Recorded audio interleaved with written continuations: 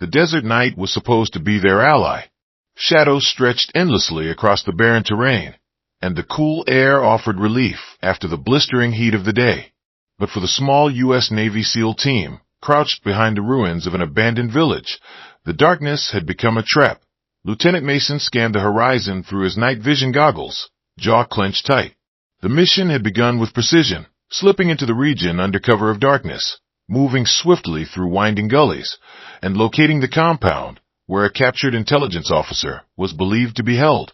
Intelligence suggested minimal resistance, a simple in-and-out extraction. But intelligence, Mason thought bitterly, had a way of lying. The first shots had come out of nowhere. Automatic fire erupted from rooftops as soon as the SEALs breached the perimeter. What should have been a 10-minute operation turned into chaos in less than 60 seconds. Mason barked orders, his men scattering into defensive positions. The captive wasn't in the compound at all. Instead, they had walked into a well-laid ambush. Now, hours later, they were pinned down behind a crumbling mud brick wall, the night sky streaked with tracer rounds. Mason checked his rifle, half a magazine. He reached for another, but his pouch was nearly empty. Around him, the others weren't much better off. 2 mags left, whispered Ortiz, the team's machine gunner, his voice tight. His normally confident expression was etched with exhaustion. He had lugged his heavy M240 across the desert for hours, and now it spat only short, desperate bursts. Same here, muttered Daniels, the medic. He had a graze across his shoulder from earlier in the firefight, blood seeping into his uniform, but he hadn't slowed down. Still, Mason could see the fatigue in his eyes. Beyond the wall, the enemy shouted commands in a language Mason didn't understand, but the tone was unmistakable, organized, disciplined. They weren't dealing with a ragtag militia. This was a force that had planned for them, studied their tactics, and drawn them into a kill zone. The SEALs had requested air support immediately after the ambush, but their comms were jammed almost as soon as the first shots rang out. Mason had tried every frequency, even backup channels, but only static answered. Reinforcements weren't coming. The longer they held out, the tighter the new screw. Sir, Ortiz said, his breathing heavy. We're boxed in. If they flank us on the east side, that's it. Mason didn't respond immediately. He pressed his back against the wall, forcing himself to stay calm. Leaders didn't show fear, not in front of their men. But inside, his mind was racing. He had led his team through firefights before, through missions that tested the limits of endurance and sanity. Yet this felt different. The odds weren't just stacked against them. They were buried. A burst of gunfire tore into the wall above their heads, spraying stone fragments into the air. Daniels ducked lower, swearing under his breath. They're getting closer, he said. Mason knew he was right. The enemy was tightening the circle. He could hear footsteps now, crunching over sand and rubble. Shouts grew louder. They were preparing to close in for the kill. The SEALs had always been trained never to surrender. Capture meant torture, death, or worse. Their creed was clear. Better to fight to the last bullet than to fall into enemy hands. But as Mason looked at his men, he saw something he had never seen before. Doubt that Ortiz's grip on his machine gun trembled slightly. Daniels kept glancing at the horizon, as if hoping against hope to see reinforcements that weren't coming. Even quiet, steady Harper, the sniper who rarely showed emotion, muttered, "Sir, maybe we need to think about options." Options. Mason knew what that meant. The word they all avoided saying aloud, surrender. The idea was poison, yet it lingered in the silence after Harper's words. These were hardened warriors, men who had gone through Hell Week, men who had stared death in the face more times than most people blinked. But tonight, their confidence had been stripped away piece by piece. Ammunition was nearly gone. The enemy had them surrounded. No air support, no extraction. No hope. That Mason's throat tightened as he thought of the families back home. Wives, children, parents who believed in the invincibility of the SEALs. What would they think if they knew their sons were huddled in the dirt, whispering about giving up? Another explosion rocked the ground nearby, the walls shuddering as dust filled the air. Mason coughed, blinking through the haze. He pressed his radio again, knowing it was useless. Static. Always static, sir, Daniels said, voice cracking. If we don't make it out, We should at least make sure we're not executed on our knees. Mason wanted to argue, to tell his men that surrender was never an option, that they would fight until their last breath. But the words caught in his throat. He saw their faces, filthy, bruised, eyes hollow from exhaustion, and realized the truth. His men weren't afraid to die. They were afraid of dying for nothing. The thought hit him like a blade. For years, he had drilled it into their heads. Every mission had a purpose, every sacrifice a reason. But right now, stranded in the middle of nowhere, their mission was already a failure. The target wasn't here. The ambush had wiped out any chance of success. If they died tonight, it wouldn't change a thing. Another shout rang out, closer this time. Mason peeked over the wall and spotted shadows moving. The enemy was advancing. He ducked back down, breathing hard. "Load what you've got left," Mason ordered. His voice was steady, but his hand shook as he slid his last magazine into his rifle. "We'll hold them as long as we can." The men nodded, though their expressions said more than words. They weren't ready to fight. They were ready to make peace with the inevitable. As the minutes dragged on, the firefight grew fiercer. The SEALs fired in short bursts, conserving every round. The enemy pressed closer, bullets whistling past their heads, grenades exploding nearby. The wall was crumbling piece by piece, their last defense eroding under the relentless assault. And in the back of Mason's mind, the ghost of surrender whispered louder. For the first time in his career, the lieutenant felt the weight of defeat pressing down on him. His men were seconds away from laying down their rifles. The thought made his stomach churn. They were SEALs. They didn't quit. Yet here they were, at the edge of breaking. As another explosion shook the ground, Mason closed his eyes for just a moment, silently begging for a miracle. Something, anything, that could keep his men from making the unthinkable choice. But miracles didn't come easy in the desert. Not until the sound of distant thunder began to rise over the horizon. The night was alive with gunfire. Bullets cracked through the air in violent arcs, tracer round streaking red lines across the black sky like burning comets. The old mud brick wall where Lieutenant Mason and his SEAL team huddled shook with every near miss. Dust rained down on their helmets. The stench of cordite and smoke filled their lungs. The enemy was closing in. From every direction came the sound of boots pounding against earth, the guttural bark of foreign commands, the clattering metal of rifles being readied. Mason peeked around the shattered edge of the wall, his NVGs glowing faint green, and saw what he had feared. Fighters moving in disciplined formations. They weren't reckless amateurs charging into gunfire. These were professionals, methodical and merciless. He ducked back as a burst of AK rounds chewed through the wall inches from his face. "They're tightening the circle," Mason said grimly. His voice carried a calm authority, but his gut churned with unease. Ortiz, crouched beside the smoking barrel of his M240, spat into the dirt. Sweat rolled down his temple. "Ammo's almost dry, Lieutenant. 2 belts left. That's it." Daniels, bleeding from his grazed shoulder, ripped open another bandage with his teeth and pressed it down. "I've got maybe 3 mags left." "Harper." The sniper shook his head. 2.5. His voice was flat, but his jaw tightened. Silence fell over the team for a moment. Numbers had always been in their favor before. Training, skill, and superior firepower made them the wolves on the battlefield. Tonight, though, they were the prey. Mason checked his own rifle.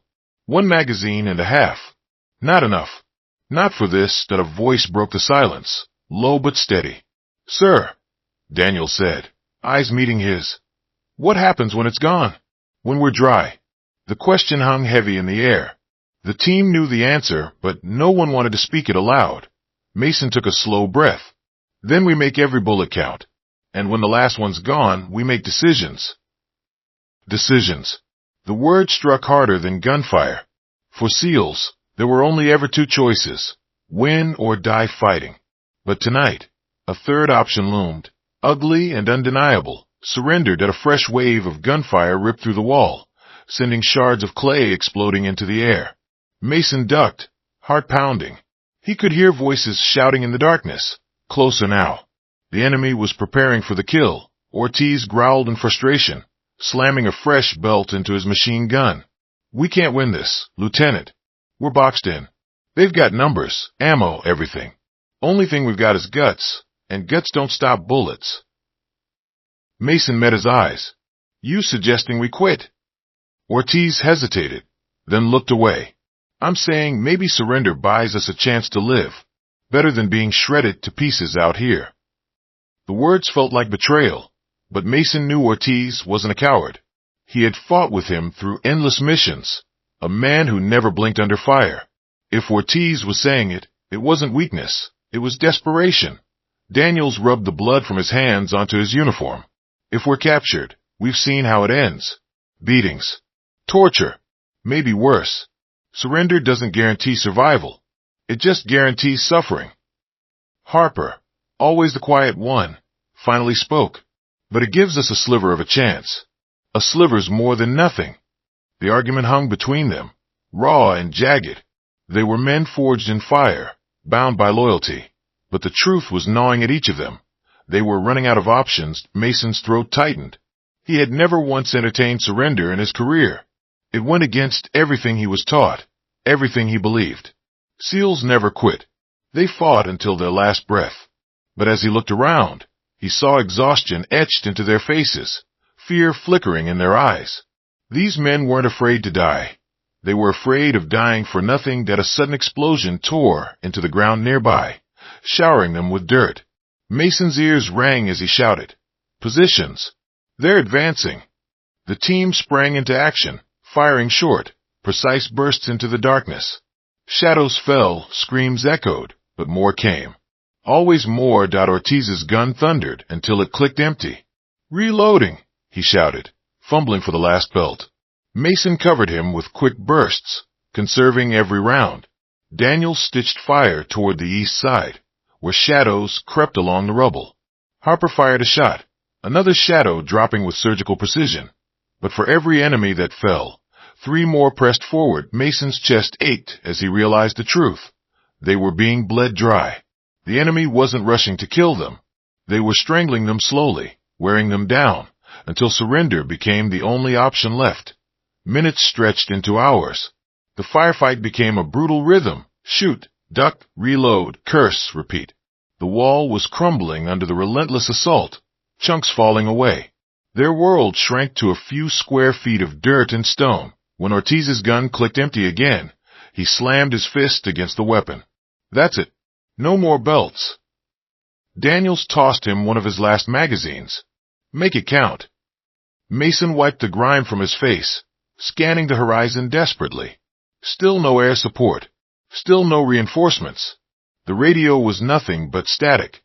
They were alone. Another grenade exploded, the shockwave knocking Harper to the ground. Mason grabbed him, dragging him back to cover. Blood trickled down Harper's cheek, but he forced a nod. "I'm fine. Keep fighting." The men exchanged weary looks. They were bruised, battered, low on ammo, and surrounded by an enemy that showed no mercy. Ortiz finally broke the silence. His voice was low, almost ashamed. "Lieutenant, we can't hold much longer. We need to think about surrender before it's too late." Daniels shook his head fiercely. "You know what they'll do to us if we're captured. We won't last a day." Ortiz's eyes burned. "Better than not lasting the next 5 minutes." The 2 men glared at each other, the weight of life and death hanging between them. Mason raised a hand. "Enough." His voice was sharp, cutting through the argument. "We're not done yet." But deep down, he knew the cracks were showing. His men were on the edge. If the enemy pushed just a little harder, if the ammo ran dry completely, surrender would no longer be a choice. It would be inevitable. Another round of gunfire raked across their position, forcing them flat against the dirt. Mason closed his eyes for a moment, fighting the crushing weight of helplessness. For the first time, he didn't have answers. He couldn't promise survival. He couldn't promise victory. All he could do was hold on a little longer. Somewhere in the distance, thunder rolled. At first, Mason thought it was artillery, but the rhythm was wrong. Deeper, heavier. The ground beneath him trembled, a low vibration building with every second. The enemy paused, voices shouting in confusion. Mason frowned, lifting his head. "What was that?" Ortiz looked at him, wide-eyed. "Lieutenant, you hear that?" Mason nodded slowly. heart pounding. He didn't know what it was. But whatever it was big, and it was coming their way. The command outpost was quiet, unnervingly so. A pale glow from computer screens painted the room in cold blues and greens, reflecting off metal cases stacked against the walls. It was well past midnight, and most of the personnel were either asleep in their bunks or staring blankly at half-warm coffee mugs. The desert outside stretched endlessly, moonlight spilling silver over the sand. Lieutenant Rachel Hayes sat at her workstation, headphones clamped tight over her ears, eyes fixed on the wavering lines of static crawling across her monitor. Her assignment was simple: monitor comms, track armored readiness reports, and log anything significant for command. She wasn't a trigger puller. She wasn't supposed to be. But tonight, the static was different. At first, it was only fragments. A clipped voice, almost drowned out. Pin needs support. Then silence. A minute later, another burst, clearer but broken.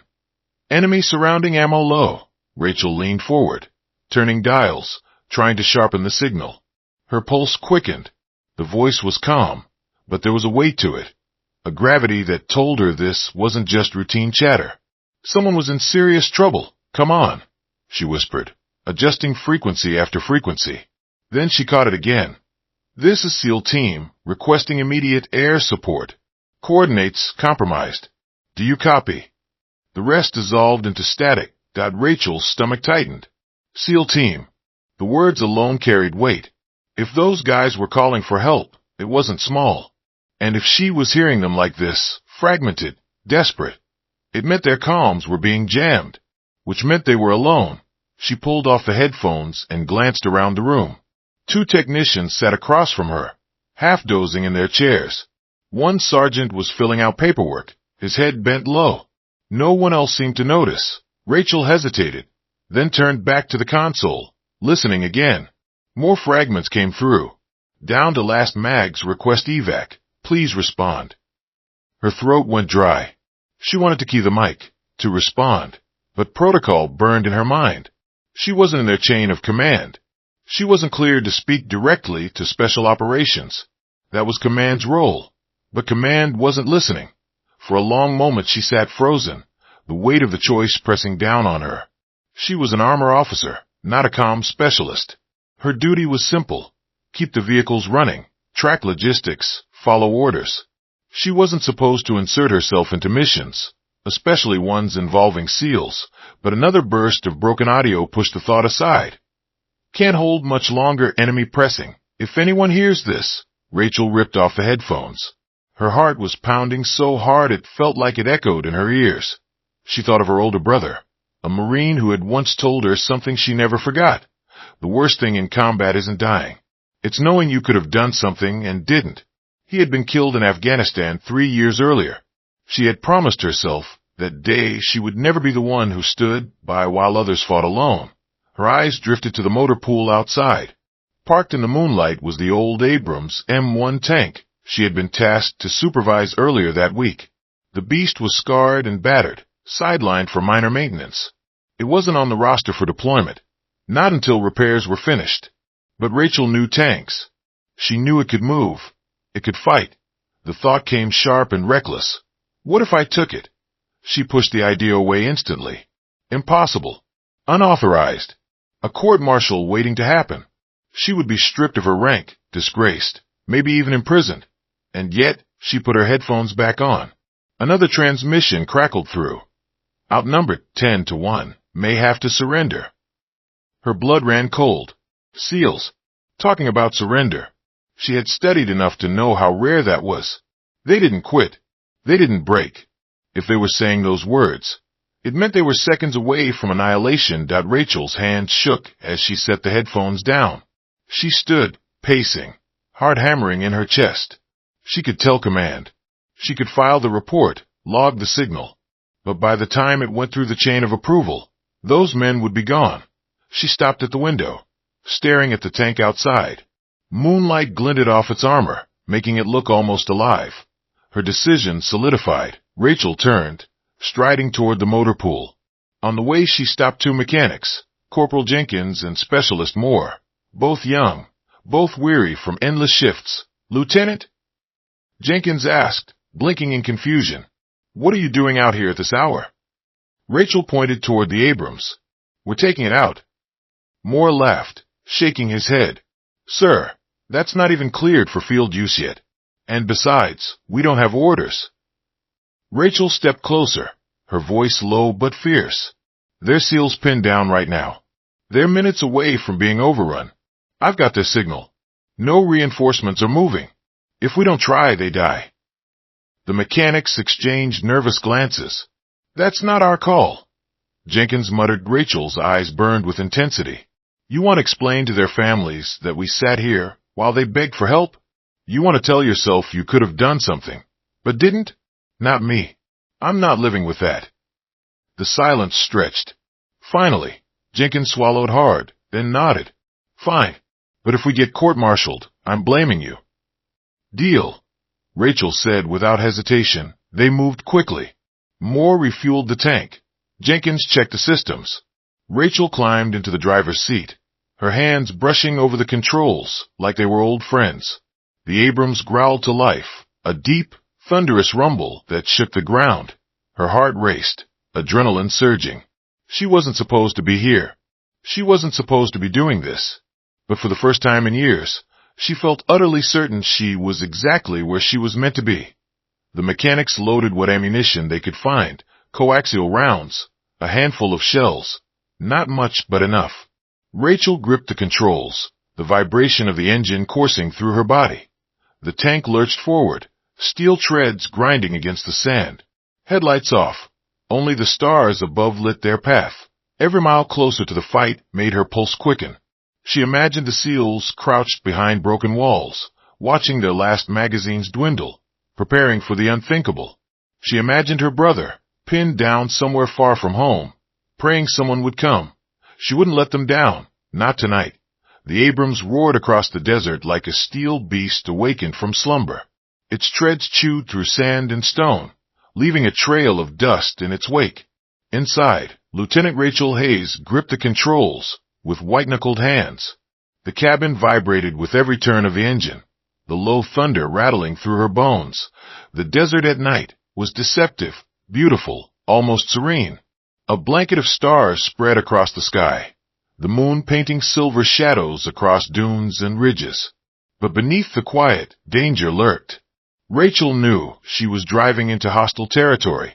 Every mile deeper increased the risk of patrols, road mines, or worse. She glanced at her watch. The SEAL's last transmission had been almost 40 minutes ago. 40 minutes under relentless fire. 40 minutes closer to the edge of annihilation. She pressed harder on the throttle. The Abrams surged forward, its 60-ton frame thundering like an angry god across the barren landscape. Behind her, Corporal Jenkins sat at the loader station, scanning their limited ammunition. "We've got maybe 6 sabot rounds, 3 heat shells, and coaxial belts," he reported, his voice tight. "That's it." "Better than nothing," Rachel replied, though the pit in her stomach deepened. Specialist Moore leaned over from the gunner's seat, his hands trembling slightly as he adjusted optics. "Sir, you know if command finds out about this." "They will," Rachel interrupted, eyes locked on the horizon. "But if we get there in time, at least there'll be men alive to explain why we did it." Moore swallowed hard, nodding. The unspoken truth hung between them. If they failed, no explanation would matter. The radio hissed with static, offering no comfort. Rachel tried frequencies again, but the jamming was thick, deliberate. Whoever had trapped the SEALs knew exactly how to cut them off. She thought back to her training days at Fort Benning, the endless drills, the instructors barking that armor officers followed orders, not instincts. Tanks were hammers, nothing more, used only when and where higher command directed. Yet here she was, acting on instinct alone. Her brother's face flashed in her mind. She could almost hear his voice. "Sometimes orders come too late. Sometimes you've got to be the one who moves first." Rachel tightened her grip. She wasn't going to lose these men, not if there was a chance, no matter how small, that she could turn the tide. Meanwhile, miles ahead, Lieutenant Mason pressed his back against the crumbling wall, every breath ragged.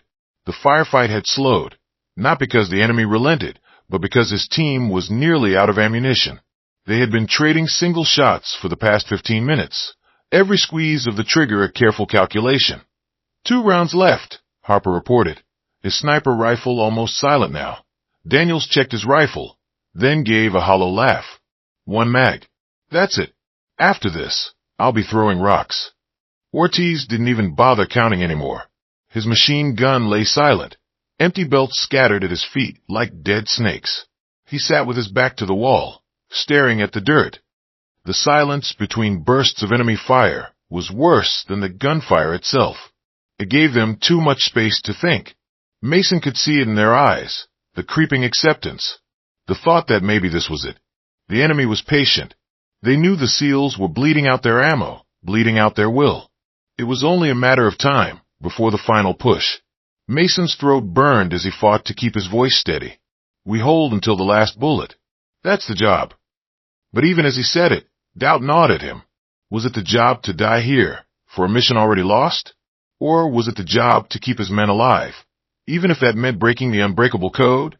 He didn't let the question leave his lips. Leaders didn't voice doubt. Another shout echoed across the night. Shadows moved closer, more deliberate now. Mason raised his rifle, fired, and dropped back behind cover. 2 rounds left. The Abrams thundered over a ridge, its heavy frame kicking up clouds of dust. Rachel leaned forward, squinting through the viewport. The desert stretched endlessly, but faint flickers of light glimmered in the distance, muzzle flashes. Her chest tightened. That had to be them. She slowed, dropping the tank into a lower gear to muffle the roar. Lights out, she ordered. We go dark from here. Moore flicked the switches, plunging them into shadow. Only the faint glow of instruments lit the cabin. Jenkins cursed softly under his breath. We're really doing this. Rachel ignored him. Her focus tunneled in on the horizon. Every muscle in her body screamed with tension. She was rolling a single tank straight into a hornet's nest of hostiles. No support, no backup, no plan except one. Don't let them die. Her hands trembled for the briefest second before she tightened her grip again. Load Sabo, she ordered. Jenkins slammed around into the breach, his movements practiced despite the sweat dripping down his face. Up. On target. Moore whispered, scanning through the optics. Rachel eased the tank forward, every second feeling like eternity. The closer they came, the louder the distant gunfire grew, a steady heartbeat of war. Back at the ruins, Mason felt the weight of surrender pressing harder than ever. His men were finished. Daniels leaned against the wall, rifle across his lap, staring at nothing. Harper's eyes flicked from shadow to shadow, but his rifle was empty now. Ortiz had slumped against the dirt, lips pressed in a thin line. Mason clenched his jaw, the decision tearing at him. He could order them to fight until the last man fell. But what purpose would it serve? Was pride worth their lives? He lowered his weapon slightly. The word was forming in his throat, the one he never thought he'd say. Surrender. A sudden vibration rippled under the ground. Subtle at first, then heavier. Mason frowned, lifting his head. The others felt it too, glancing around. What the hell is that? Daniels whispered. Ortiz leaned forward, eyes wide. Sounds like, he trailed off. No, it can't be. The rumble grew, louder with each passing second. Not artillery, not enemy trucks. This was deeper, heavier, the kind of sound that made the earth itself shiver. Mason's heart thudded in his chest. For a moment, hope flared against the darkness. But hope was dangerous. He gripped his rifle tighter, forcing himself to focus. Whatever was coming, it would reveal itself soon enough. Rachel guided the Abrams into position, cresting the final rise, before the valley below. She could see it now, the flashes of muzzle fire, the dark figures swarming around a half-collapsed wall. And there, crouched in the shadows, she saw them, the SEALs. Her breath caught in her throat. They were alive. Barely, but alive. Target acquired, Moore said, his voice shaking. Rachel's hands hovered over the controls. The weight of her choice pressed down on her. This was it. No going back. The second she opened fire, the entire desert would know a rogue tank had entered the fight. Command would know. The enemy would know. But none of that mattered. She thought of her brother. She thought of the SEAL's last transmission. She thought of the promise she had made to herself never to stand by while others fought alone. Her jaw set. Fire! The Abrams roared, its main gun unleashing a thunderous blast. The shell tore across the night sky, slamming into the enemy line with a fiery explosion that lit up the desert. The battlefield froze. For the SEALs, it was salvation. For the enemy, it was shock. And for Rachel Hayes, it was the point of no return. The explosion rippled across the valley, a blast so violent it rattled stone and bone alike. A wall of fire and dust erupted where the enemy's front line had been, scattering men like rag dolls. The sudden thunder silenced the battlefield. Every gun halted in sheer disbelief. For Mason and his team, the silence was deafening. Seconds earlier, they had resigned themselves to death. Now, the desert had answered with the voice of something far greater. Daniels blinked through the haze, his mouth open. "Tell me I'm not hallucinating," he muttered. Ortiz pushed himself up, dirt streaking his face. That was a tank. His voice cracked in awe and disbelief. "A friendly tank?" Harper asked, almost laughing from the shock. Mason didn't answer. His heart was pounding too fast, the reality struggling to catch up to his senses. He had seen the muzzle flash from the ridge. It wasn't enemy. No, this was something else, something that had turned the impossible around in an instant. Before he could think further, another blast shook the ground. The Abrams cannon roared again, its shell detonating deep in the enemy's second line. Fire painted the night, screams carrying across the dunes. The SEALs gaped in disbelief. Salvation had rolled in like thunder. Rachel's hands moved with precision, her training blending with raw instinct. Target down. Load heat. Up. Jenkins slammed the shell into the breech. Moore adjusted the optics, calling out targets. Enemy trucks, 1 o'clock. Rachel swung the turret, the massive cannon groaning with speed. She exhaled through gritted teeth and fired.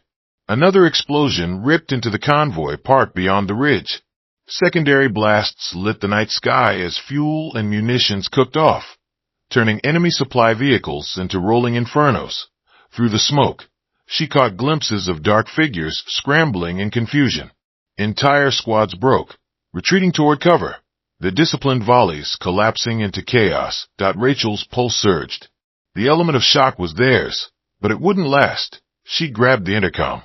"Keep firing. Keep their heads down. Those SEALs are still pinned." Mason didn't waste the miracle. He shoved Daniels and Ortiz toward the breach in the wall.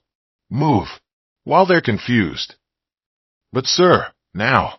Mason barked, voice sharper than steel. They scrambled out, firing their last rounds at disoriented hostiles.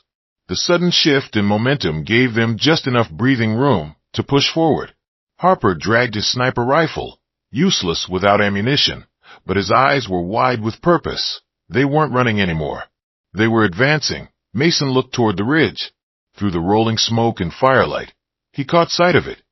The silhouette of an Abrams tank, its barrel still smoking, its treads grinding forward like a beast of war.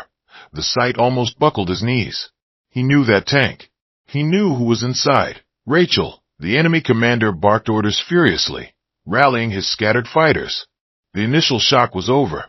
Whoever controlled the armored monster was outnumbered, and they knew it. Machine gun fire erupted again, this time heavier, angrier. RPG teams scrambled forward, their launchers raised. The Abrams was a titan, but not invincible. Rachel's eyes locked on the glint of a warhead tube. RPG. Left flank. On it. Moore fired the coaxial machine gun, tracers stitching across the sand. The gunner dropped, but another team was already moving in. Second one. Jenkins shouted. Rachel threw the tank into a hard pivot, the treads grinding violently as she tried to angle the armor. A rocket hissed through the air, exploding against the ridge behind them. The blast rocked the cabin, dust raining down from the ceiling. "Hit close." Jenkins yelled, gripping the loader's rail. Rachel's jaw tightened. They had the SEALs' attention, but now they had the enemy's fury too. This was going to turn bloody. Mason and his men sprinted toward the advancing Abrams, bullets snapping past their ears. For the first time all night, the fight felt like something more than survival. "Cover fire." Mason shouted, even as their last rounds dwindled. Daniels emptied his final magazine, firing in short, controlled bursts. Harper picked up a discarded rifle from a fallen enemy. Grim determination etched across his face. They weren't fighting alone anymore, but Mason saw the RPGs too. His stomach dropped as one launcher was shouldered, aimed squarely at the tank. "Rachel, look out!" he shouted, even though he knew she couldn't hear him. The rocket streaked through the air, screaming toward the Abrams. Inside the cabin, alarms flared. Rachel wrenched the controls, the massive tank swaying as the round struck its side armor. The impact rocked them violently, sparks flying as heat scorched the plating. "Armor holding!" Jenkins yelled. Though his voice shook, Rachel exhaled hard. One more hit like that in the wrong spot, and they wouldn't be so lucky. "Load sabot," she snapped. "Up!" She fired again, the cannon obliterating another cluster of hostiles. Still, they kept coming. Her teeth clenched. This wasn't just about firepower. It was about timing, coordination. If the SEALs could break through and reach her, they might stand a chance together. Alone, she was a sitting target. Mason pushed forward, determination etched into every step. "We need to get to that tank." Daniels reloaded with scavenged ammo, firing wildly to suppress enemy positions. Ortiz stumbled, blood streaking his sleeve, but he kept moving, jaw set with grit. Harper stayed close, laying down precise fire with the stolen rifle. The Abrams loomed larger with every stride, its cannon thundering above them, the ground quaking with each blast. For the first time that night, Mason felt the fire return to his chest. They weren't finished yet, but the enemy wasn't finished either. More RPGs streaked across the field, one slamming into the sand just meters from the tank, another crashing into the ruins where the SEALs had been moments earlier. Fire and dust tore across the battlefield, choking the air. Rachel fought to keep the Abrams moving, refusing to stay still. Mobility was survival, but every maneuver made it harder for the SEALs to reach her. She glanced through the viewport, and her heart skipped. She saw them, figures in torn uniforms, sprinting through smoke and fire. The SEALs. Alive, her chest swelled. She pressed the intercom. "Hold on, boys. I'm not leaving you." Another rocket struck the Abrams, this one hammering the turret. The cabin shook violently, alarms screeching. Moore cursed, clutching his head. Jenkins gritted his teeth, bracing against the loader station. Rachel slammed her fist against the console, rage and fear boiling together. She refused to stop. Not now. Not when they were so close. "Give me targets," she demanded. Moore, dazed, pointed toward the advancing squads. Rachel swiveled the cannon, firing again. Another detonation ripped through the line, the shockwave knocking men off their feet. Still, they advanced. Mason and his team closed the distance, throwing themselves behind the Abrams' treads as cover. The air was hot with smoke, deafening with fire. But for the first time in hours, they weren't waiting for death. They were fighting for a chance. Mason pressed his hand against the Abrams' hull, the steel trembling with life. He looked up at the turret, eyes fierce. "Rachel," he muttered, voice drowned out by the chaos. "You came." The battle was far from over. The enemy, though shaken, wasn't retreating yet. Their commander barked louder, rallying men for one final push. The RPG teams regrouped, mortars thumped in the distance, and the valley filled with the pounding of boots. That Rachel's tank had turned the tide once. But the storm was still gathering, and as the SEALs braced against its armored side, weapons reloaded from scavenged rifles, Mason knew the truth. This wasn't just rescue anymore. This was survival for all of them. And the night was far from done. The night sky was no longer dark. Fire lit the valley, flames clawing upward, smoke curling like black banners in the wind. The air was choked with dust and cordite, the bitter tang of war searing every breath. Rachel tightened her grip on the Abrams controls, sweat pouring down her back beneath her helmet. The tank rumbled, alive like a furious beast, but she could feel it weakening. Too many impacts. Too much heat. Enemy regrouping, straight ahead. Moore's voice rang through the intercom, ragged with exhaustion. "They're bringing in technicals, armed trucks, mounted weapons." Rachel's jaw locked. "Then let's send them back where they came from." She fired. The cannon thundered, hurling death across the dunes. One of the approaching trucks exploded, flipping like a toy before erupting into a ball of fire. Another roared forward, guns blazing. More shredded it with the coaxial, sparks spraying as bullets hammered steel. But for every one destroyed, more appeared. Dozens of headlights carved through the smoke, engines roaring, guns flashing. The enemy had thrown everything into the fight. Pinned against the Abrams hull, Mason and his men scrambled for cover as bullets clanged against the tank's sides. Sparks showered them like angry fireflies. Daniels, suppress that ridge. Mason barked, tossing him a scavenged magazine. Daniels slammed it into the enemy rifle he'd taken and popped up, unleashing a furious volley. On it, Ortiz clutched his bleeding arm, but kept firing his pistol, grimacing through the pain. Harper steadied himself with the sniper rifle, now loaded with stolen rounds, and dropped one hostile after another with precise shots. Every man was on the edge of collapse, but none wavered. Their commander was inside that steel beast, and if she wasn't giving up, neither were they. Rachel glimpsed them through the periscope, the SEALs, huddled in the chaos, refusing to break. The sight fueled her rage, her determination. They had bled too much to fall now. Load her, she shouted. Up. Jenkins shoved another shell in, sweat dripping down his temple. Fire! The cannon belched fire again, tearing another truck apart. Still, the swarm pressed closer. Then a new sound pierced the battlefield, a deep, hollow thump that made Rachel's stomach twist. Mortars. The first round whistled overhead and slammed into the sand beside them. The ground erupted, showering the tank in dirt and stone. Another landed closer, rattling the crew inside. Mortar team on the high ground. More shouted, scanning through the smoke. Rachel swore under her breath. If the mortar zeroed in, the Abrams would be ripped apart, and the SEALs with it. Mason saw it too. The faint arc of fire from the ridge, the silhouettes of men loading tubes.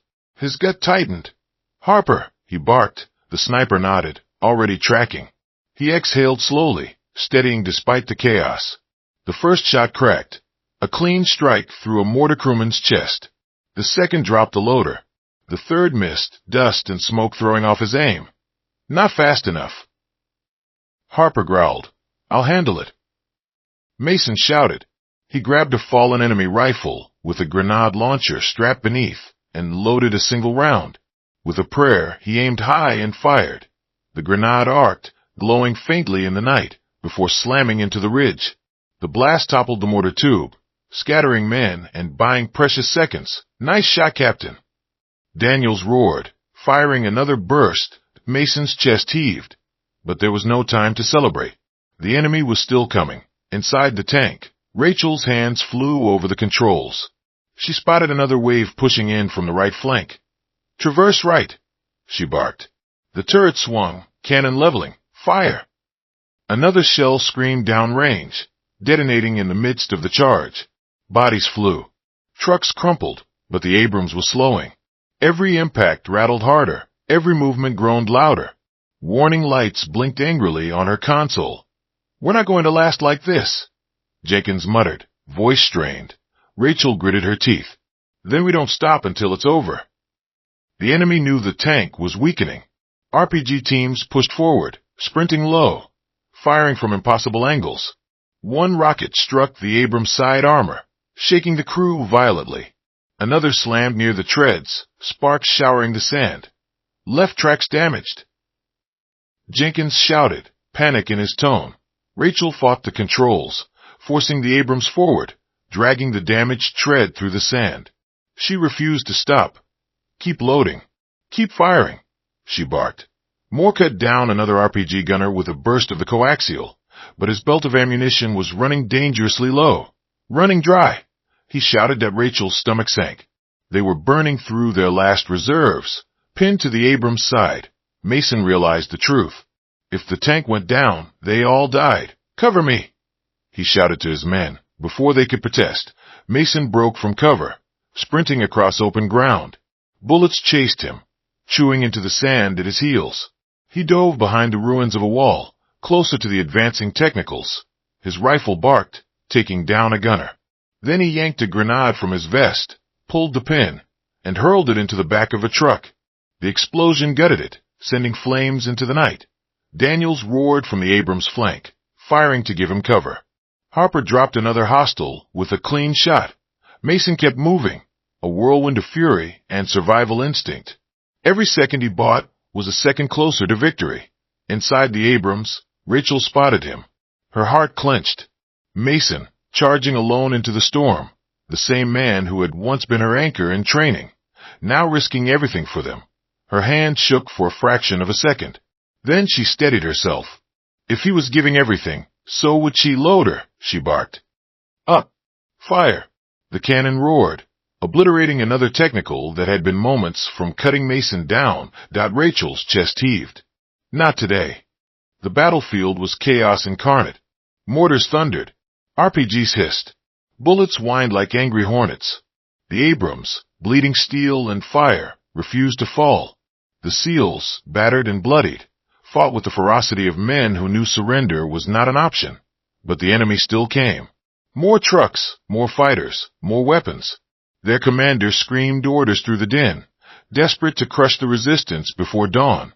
Rachel wiped sweat from her brow, her vision narrowing. They couldn't hold forever. Something had to break, and when it did, it would decide everything. The Abrams flank.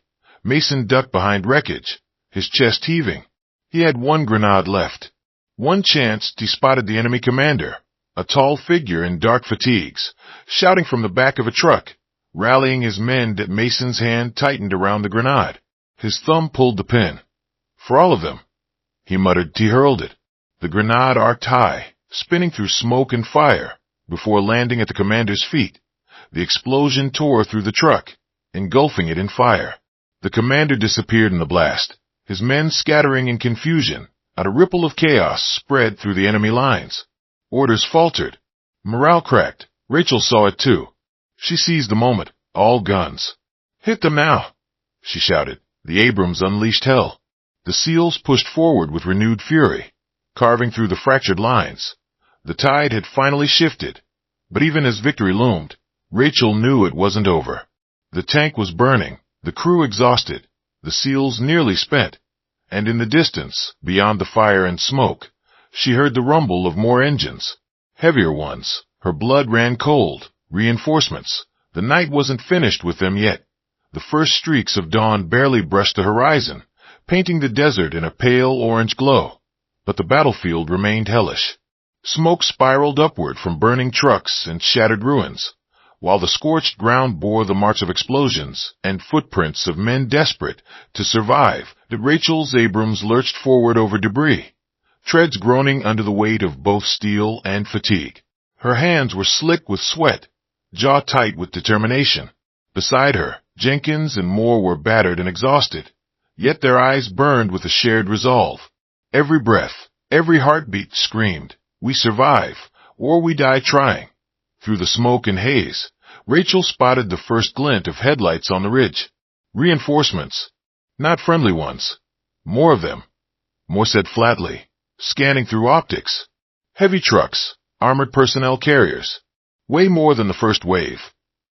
Jenkins swallowed, teeth clenched. We can't hold them alone, not without more firepower. This is suicide. Rachel's eyes narrowed. Then we make it impossible for them to win. We buy time. The SEALs, already battered from the night's brutal fight, had rallied behind the Abrams. Mason's team had found partial cover among the ruins, using debris to shield themselves from the newly arriving enemy. His chest heaved as he reloaded, adrenaline masking exhaustion. We've got to break their momentum, Mason called over the chaos. They're organized, but disoriented. If we hit them hard now, we might force a pause. Harper adjusted his sniper rifle, scanning the ridge. I see mortar teams. 3 of them, just out of range. If we take them out, we can slow the armored push. Mason nodded. Daniels, Ortiz, you're with me. We're going up. Up where? Daniels asked, eyebrows raised in disbelief. The SEALs sprinted across scorched sand and shattered stone, bullets tearing into the ground around them. Each step was a gamble. Every second was borrowed time. Rachel's Abrams rumbled closer, its engine growling like a predator anticipating the kill. Inside, She saw them weaving through gunfire, dodging mortar shells, and she felt a surge of fierce pride. They were still alive. Against impossible odds, they were still moving forward. Enemy reinforcements advanced with mechanical precision. Vehicles churned through the sand, guns blazing, heavy mortars launching rounds that screamed through the night air. Each explosion shook the ground violently, tossing sand, stone, and debris into the chaos. Rachel swung the tank toward an advancing APC, firing the main cannon. The explosion sent the vehicle twisting, flames erupting as the occupants scrambled for cover. More tore through another group with the coaxial gun, sparks and bullets shredding the armored doors, but for every one they destroyed, more appeared. The enemy was relentless, and their numbers were staggering. "Jenkins!" Rachel barked. "Flank left. Keep them from encircling." Jenkins slammed the tread controls, forcing the Abrams into a side maneuver that crushed debris and toppled smaller vehicles. "Target neutralized." Moore shouted, yet even he knew it wasn't enough. Mason and his SEALs scrambled up the ridge, breathing hard, bodies slick with sweat and grime. The mortars loomed ahead, ominous tubes aimed at anyone below. Harper lined up a shot, teeth gritted. "Steady, steady," he muttered. The first round cracked the night as his rifle barked. One loader went down. The second shot hit a tube, toppling it into the sand. The third missed, but by then Mason had thrown a grenade, sending the third tube into a cloud of flame. The ridge erupted into chaos. Enemy soldiers scrambled to regroup, firing blindly, distracted by the onslaught. "Push them back!" Mason shouted. His team surged forward, firing and charging through smoke. Every movement calculated to suppress. Every step a dance with death. Rachel seized the opportunity. "We're moving through the center," she barked, pivoting the Abrams toward the enemy's broken line. She felt every hit against her armor, every scratch and dent, but refused to slow. Her tank was both weapon and shield, protecting the SEALs as they advanced. Bullets pinged against the steel, and a near miss rocked the tank violently. Sparks rained inside. Moore gritted his teeth. "They're trying to take us out, sir. RPGs incoming from the right flank." Rachel twisted the turret, firing at the rocket teams. Explosions ripped across the sand, tossing men like toys. One team went down entirely, engulfed in flames. Another launched a rocket, grazing the Abrams' armor, but failing to penetrate. "We're holding," she yelled. Though every strike against the tank screamed the fragility of their victory down on the ridge, Mason and the SEALs were fighting their own hell. Enemy reinforcements had poured up the flank, attempting to encircle them. Harper's rifle barked, Daniel's automatic fire erupted, Ortiz's pistol cracked with desperation, and Mason's grenade launcher detonated vehicles that tried to advance through the chaos. Every explosion was the heartbeat of hope. Every fallen enemy a step closer to survival. But the cost was mounting. Ortiz's arm was bleeding heavily. Daniel's had been grazed in the shoulder. Harper's eyes burned from smoke and dust. Mason pressed forward regardless, dragging them through cover. "Rachel's tank is our shield," he shouted. "We hold this position, we survive." The SEALs pressed on, fighting like men possessed, every motion fueled by desperation and faith in the lone armored titan ahead. Back inside the Abrams, Rachel could feel the fight closing in. Treads were scraped, armor dented, systems failing one by one. "Jenkins, how's the hull?" "Scratched, sir. But we're still moving." "Good. Keep her alive." "More, cover left flank." "Roger that."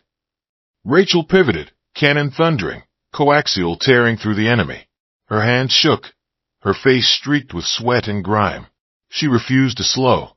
She could feel the SEALs near the ridge, see their shapes darting between smoke and fire. They were alive. She would not let them die. The enemy commander had regrouped, raising his hand in furious signal. Mortars, RPGs, armored reinforcements, everything surged at them again. Rachel's heart pounded. This was it. One last wave. One impossible push. If they survived this, the battle would be won. If not, she slammed the main gun forward, unleashing a devastating salvo into the advancing horde. Sparks and fire consumed the night. Bullets whined past, and men screamed. Mason and his SEALs surged forward with her protection, cutting through what remained of the enemy's line. One by one, they took the wounded, dragging them to safety behind the Abrams, and for a moment, the impossible seemed achievable. The reinforcements faltered, disoriented by the ferocity of the SEALs and the relentless tank. Vehicles stalled, mortars toppled, soldiers scattered. The desert shook with the chaos of battle, but slowly, imperceptibly, the enemy's resolve cracked. Mason pressed forward, rifle blazing. Daniels fired another volley, Ortiz throwing grenades with desperate precision.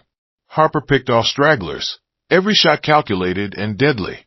Rachel fired one final round into the center of the enemy formation. The explosion lit the sky, fire roaring as vehicles and men alike were consumed in its heat. The enemy commander's voice screamed over the chaos, but the line had broken. Soldiers fled in panic, leaving behind wounded, weapons, and shattered morale. Rachel's Abrams roared through the debris, treads crunching over broken sandbags, smoke curling from every dented plate.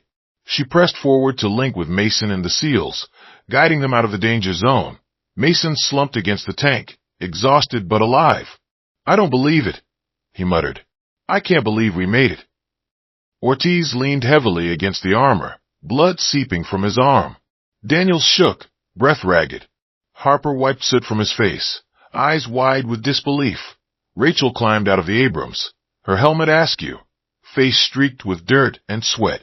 She looked at the SEALs, then at the field of carnage, and allowed herself a brief exhale. "We did it," she whispered, voice barely audible over the dying echoes of battle. The enemy was scattered, their lines broken. The SEALs were alive. Against all odds, against the tide of death and fire, they had survived. But Rachel knew it wasn't over. War never truly ended. There would be reports, reprimands, questions. But in this moment, in the desert scorched by fire and courage, survival was victory. And for the first time that night, she allowed herself a smile. The sun rose fully over the desert, casting pale gold across the scarred landscape. Smoke still lingered over the battlefield, curling into the sky like black ribbons marking the night's carnage. Burned vehicles and scattered equipment littered the sand, a testament to the ferocity of the fight. The air was thick with the acrid smell of gunpowder, diesel, and charred metal. Rachel climbed out of the Abrams, every muscle screaming, every limb exhausted. The treads had finally ceased their grinding. The steel beast sat battered but intact. Around her, the SEALs emerged from cover, bruised, bleeding, but alive. Mason's eyes met hers, a mixture of disbelief and gratitude shining through the grime and sweat. You actually did it," he said, voice hoarse. "I thought we were done for." Rachel shook her head, exhaustion tugging at her shoulders. "I couldn't let you fall. Not after all we'd been through." Daniels slumped to his knees, wiping blood from his forehead. Ortiz pressed a bandage over his arm, still pale but relieved. Harper, the sniper who had seemed almost otherworldly during the night's chaos, leaned heavily against a charred wall, nodding at Rachel. "You saved us all," he said simply. The battlefield was eerily silent now, save for the occasional hiss of dying fires and the groan of metal cooling in the desert sun. The enemy had fled, leaving only the bodies of their fallen behind. Rachel surveyed the scene, a mixture of relief and somber respect settling over her. It wasn't long before friendly helicopters appeared on the horizon, their rotors slicing the morning air. Medical teams and extraction units moved in swiftly, airlifting the wounded and securing the area. The SEALs and Rachel were treated with careful efficiency, medics working quickly to bandage wounds, check vital signs, and prepare them for evacuation. Rachel allowed herself to sink to the sand, finally letting the adrenaline drain. Her hands still trembled from hours of tension, and her chest burned with exhaustion. Jenkins approached, rubbing a hand over his face, still in awe. "I don't think anyone back at command is going to believe this," he said. "Let them not believe." Rachel replied with a small, tired smile. "We know the truth, and that's enough." Mason joined her, the weight of the past hours evident in the slump of his shoulders. "Truth?" he asked, looking around at the devastation. "We're alive. That's more than enough. But how did you even think to?"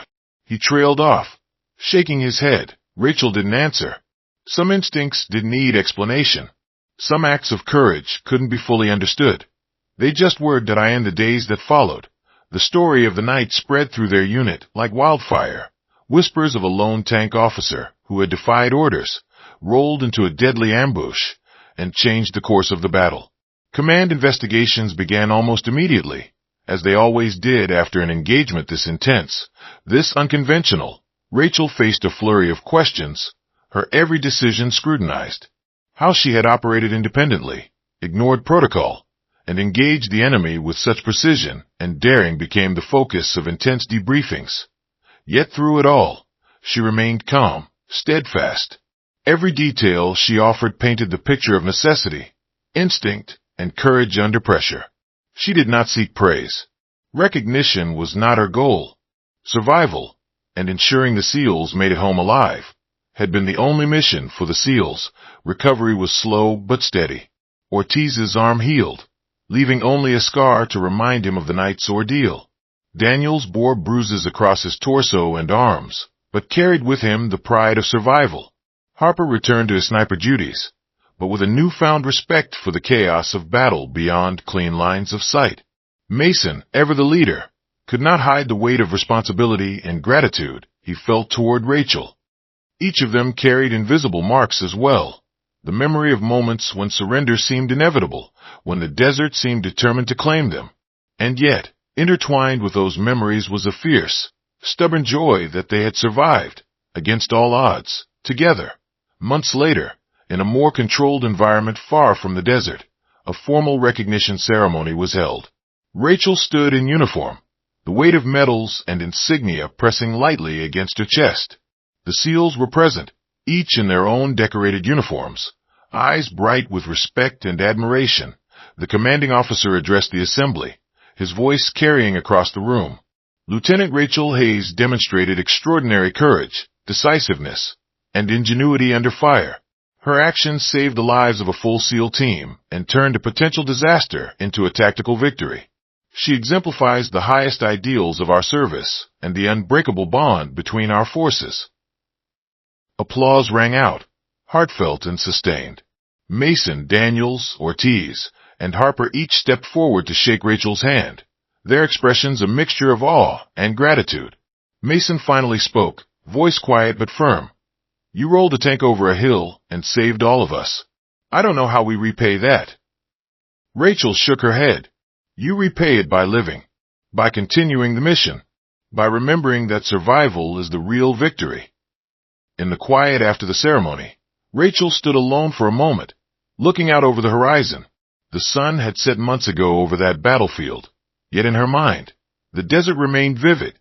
The roar of the Abrams, the flash of explosions, the grit and determination of the men she had saved. It was a memory of chaos and courage, of instinct and heart, and it was hers forever. She thought of the SEALs, their trust, their fear, and their resilience. She thought of Jenkins and Moore, who had never wavered even as the desert tried to crush them. She thought of Mason, who had carried leadership through the storm. And she thought, finally, of herself, not as a hero, but as someone who had made a choice when it mattered most, a choice that had saved lives. The desert had demanded courage. She had answered, back at the SEAL base. The team gathered one evening, recounting fragments of that impossible night. Laughter and camaraderie filled the room, mingling with the underlying memory of loss and fear. Harper raised his glass. "To Rachel," he said simply, eyes glinting with warmth and respect, because if she hadn't shown up, none of us would be here. "To Rachel," they echoed, voices unified, heartfelt. And for Rachel, that simple acknowledgement, that quiet validation from the men she had saved, was all she needed. No medals, no ceremony, no formal recognition could compare to knowing they had survived. She smiled, letting the weight of exhaustion and relief settle over her. The world was still dangerous, still unpredictable, but for that night, and for those men, courage had prevailed. The SEALs were alive.